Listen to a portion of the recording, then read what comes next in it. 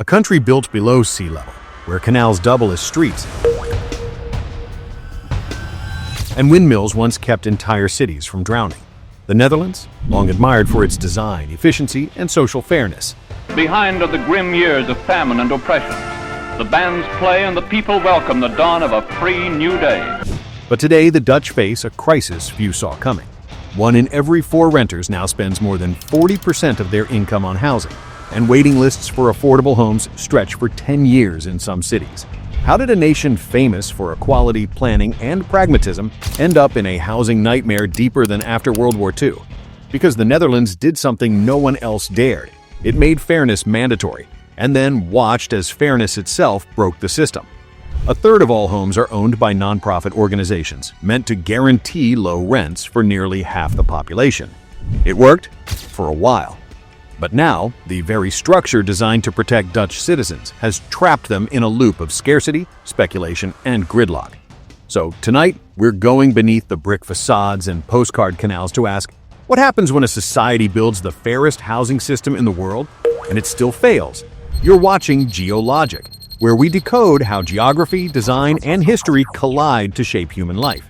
If stories like this make you see cities differently, make sure to subscribe, because this is one you won't forget.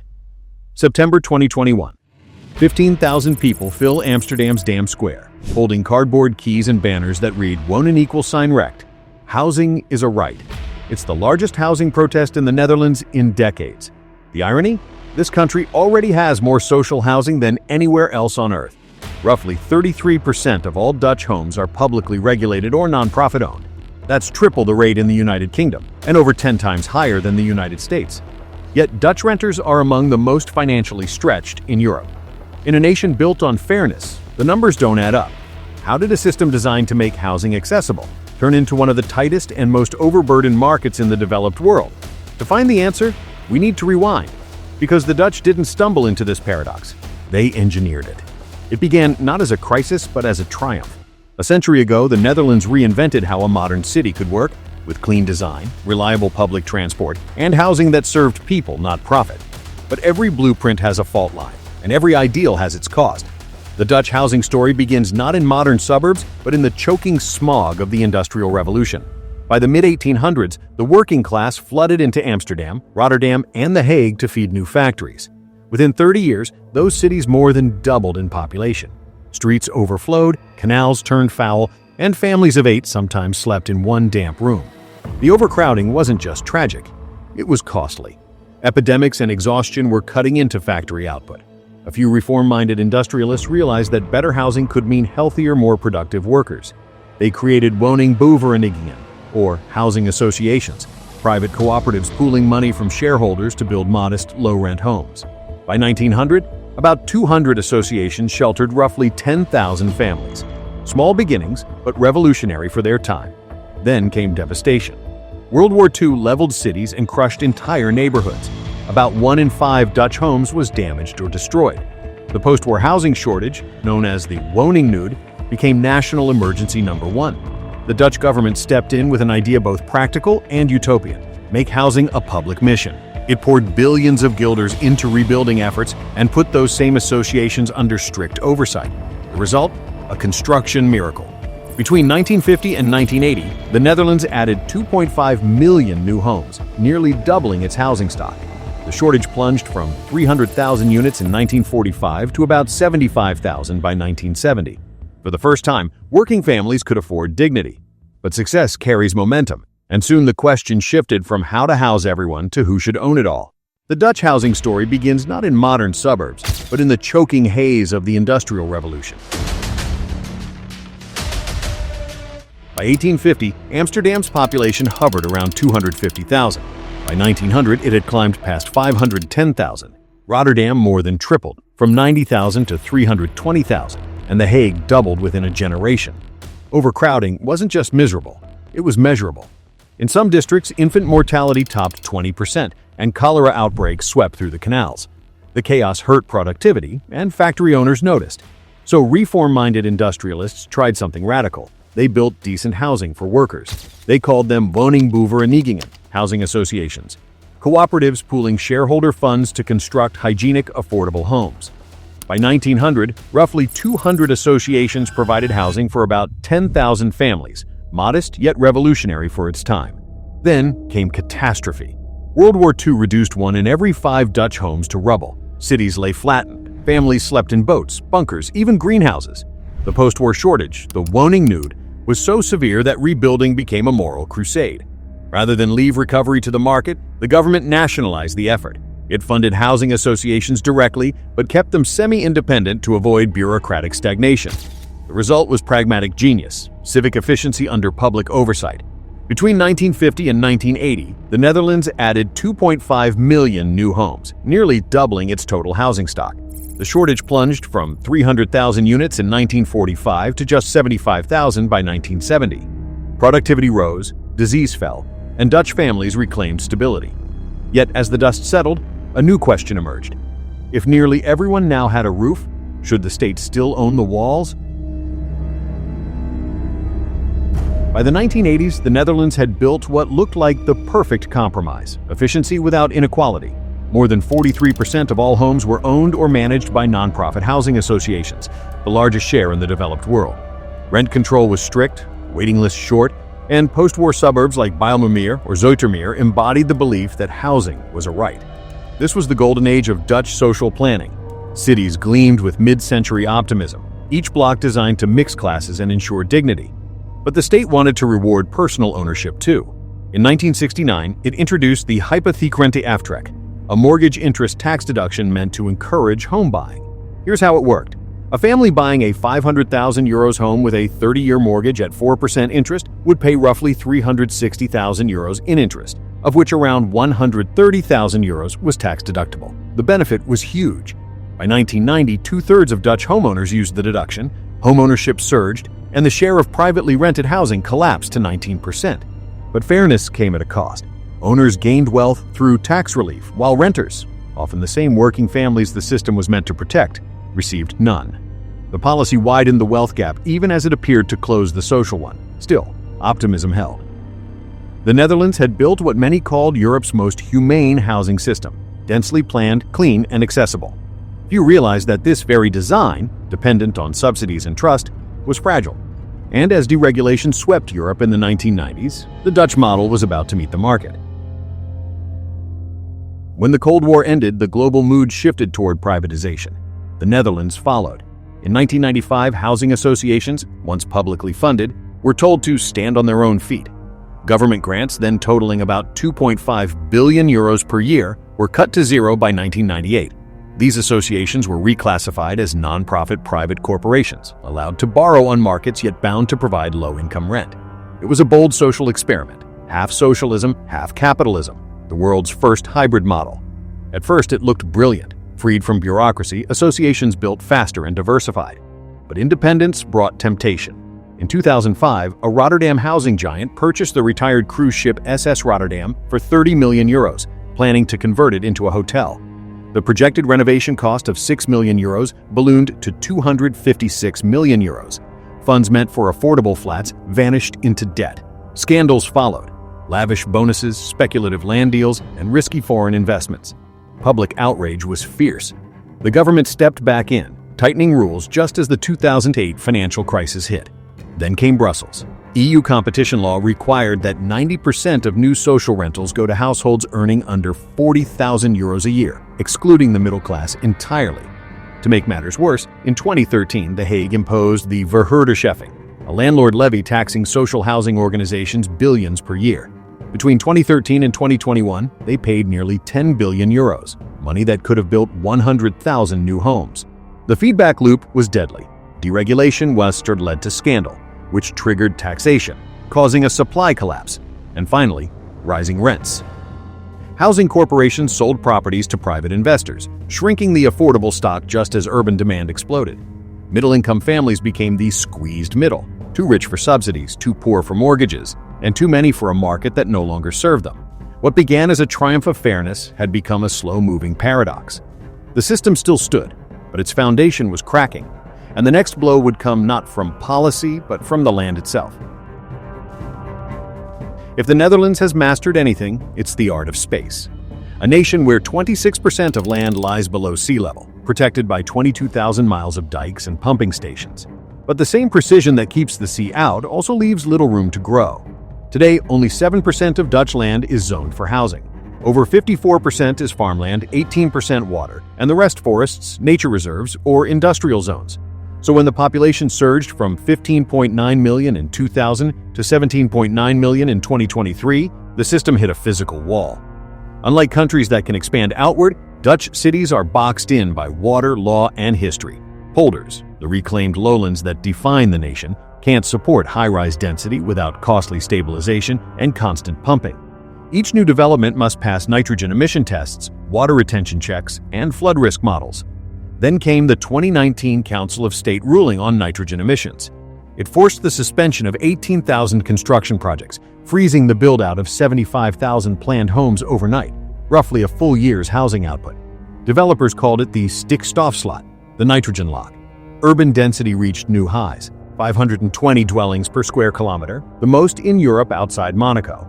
But expanding into farmland is politically toxic, and infill projects run headlong into environmental law.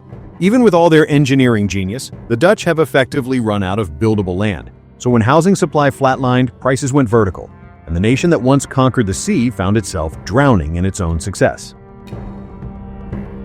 If geography closed the door, global capital kicked it down.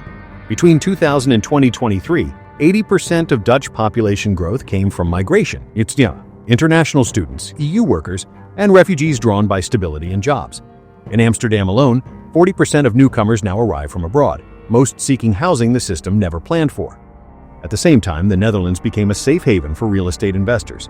With interest rates as low as 1.5% in 2021, property returns outpaced savings accounts fivefold. By 2021, 1 in 3 homes sold in Amsterdam went to foreign buyers or investment funds, while corporate landlords quietly amassed full apartment blocks in Rotterdam and Utrecht. Short-term rentals added more pressure. At its peak, Amsterdam had around 20,000 Airbnb listings, equivalent to a full year of new residential construction.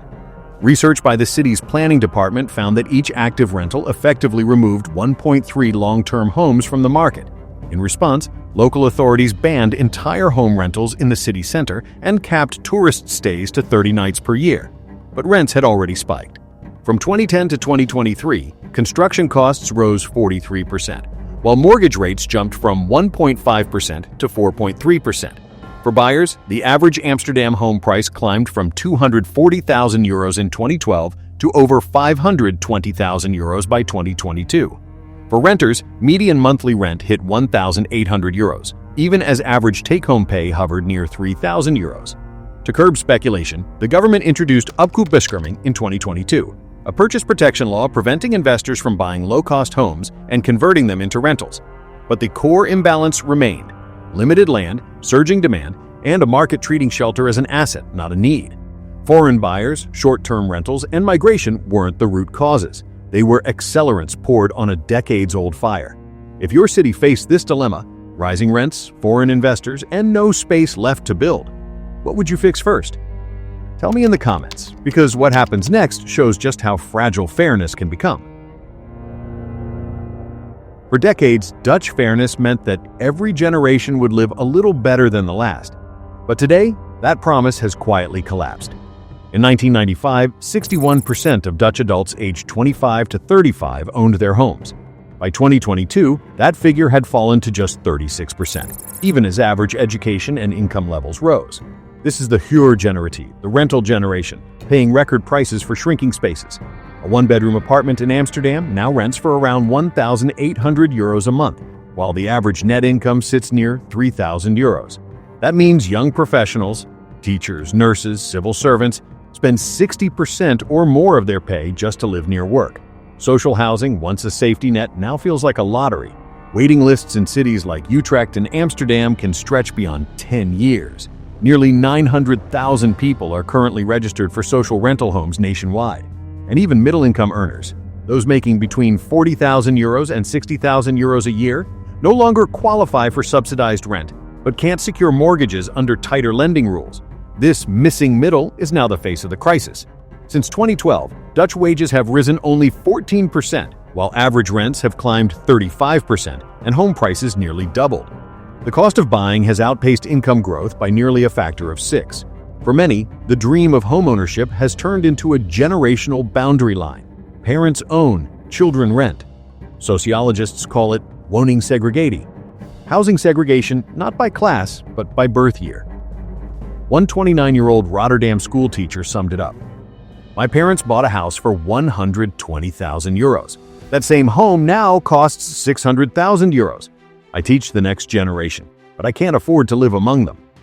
It's not just an economic divide, it's an emotional one. A system built to guarantee fairness has become a filter of privilege. And beneath that frustration lies a deeper question. If fairness itself can fail, what comes next? The Dutch housing crisis isn't a single failure. It's the slow unraveling of good intentions under pressure.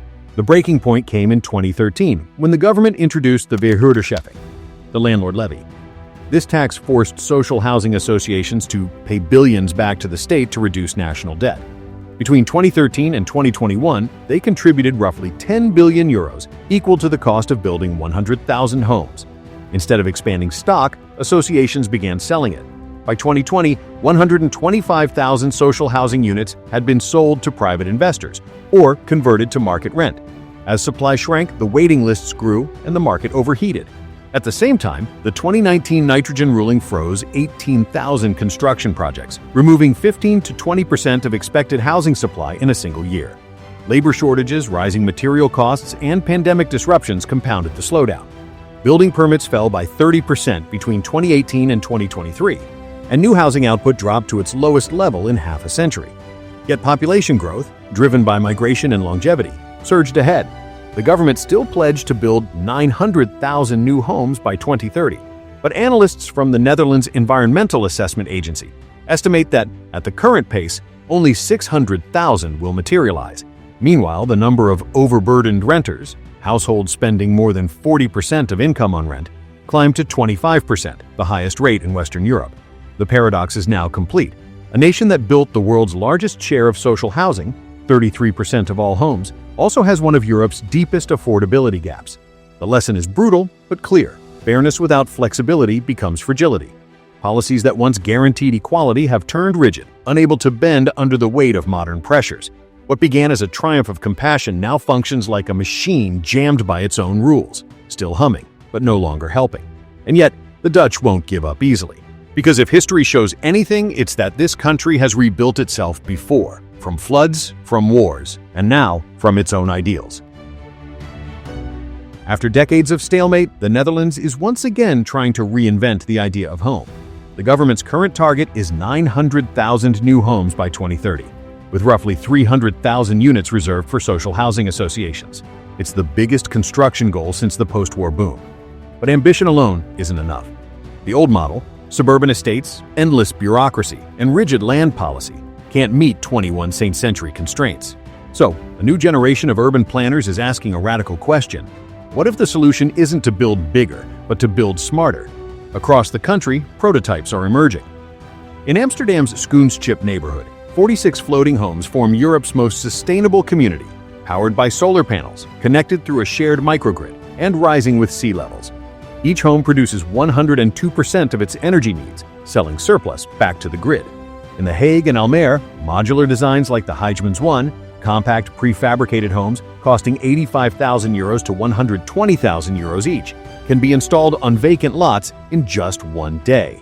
They're designed for temporary plots, bypassing zoning delays that typically stall larger developments for years. Meanwhile, architects in Eindhoven are experimenting with circular housing, recycling concrete and timber to cut nitrogen emissions by up to 70% per unit. The goal isn't just affordability. It's sustainability, flexibility, and speed. And perhaps most symbolically, community groups are reclaiming the concept of fairness from the state. Cooperative housing projects like De Warren in Amsterdam are citizen-built and co-owned, reducing costs by 30% compared to market housing. These micro-revolutions echo the spirit of the original Woningbouwverenigingen, ordinary people building for ordinary people. But the challenge remains enormous. Analysts warn that even with innovation, the Netherlands still builds only about 70,000 homes per year, far below the 100,000 annual target needed to meet 2030 goals. And climate rules, labor shortages, and financing hurdles mean delays are almost certain. Still, the Dutch are betting on what they know best, turning constraint into creativity. Just as they reclaimed land from the sea, they're now trying to reclaim affordability from the market itself. Because for the Dutch, home building has never been just construction. It's nation building, a balance between land, water, and willpower. The Netherlands set out to prove that fairness could be engineered, that a nation could build equality, one brick at a time. For half a century, it worked. Families who once lived in slums moved into bright, modern flats. Renters became homeowners. Housing wasn't just shelter, it was a social contract. But the same system that once lifted millions has now become too rigid to evolve. Tax incentives skewed wealth toward owners. Deregulation empowered corporations over communities. Environmental laws slowed construction. And now, one of the most prosperous nations on Earth faces a shortage worse than after the war. The paradox is stark. A country where 33% of all homes are socially owned now counts 450,000 missing dwellings. 25% of renters are overburdened by housing costs, and the average Dutch buyer needs 9.6 years of income to afford a home, among the highest ratios in Europe. But the story isn't defeat, it's adaptation. Because every Dutch flood, every failure has rewritten the blueprint a little stronger. The next chapter won't be about rebuilding walls, but rebuilding balance between fairness and flexibility, ambition and restraint. Just like the dikes that hold back the sea, fairness must be maintained, patched, tested, and rebuilt before it breaks. Because fairness isn't free. It demands work, not once, but always. If this story made you see your own city differently, hit like, share it with someone who cares about housing, and tell us in the comments, should homes be a right or an investment? And don't forget to subscribe to Geologic, where we uncover how geography, design, and policy shape the world we live in, one paradox at a time. End on a drone shot gliding over the Dutch coastline at sunset. The dikes, the canals, the houses that still stand against the sea. Quiet proof that fairness, like the land itself, survives only through effort.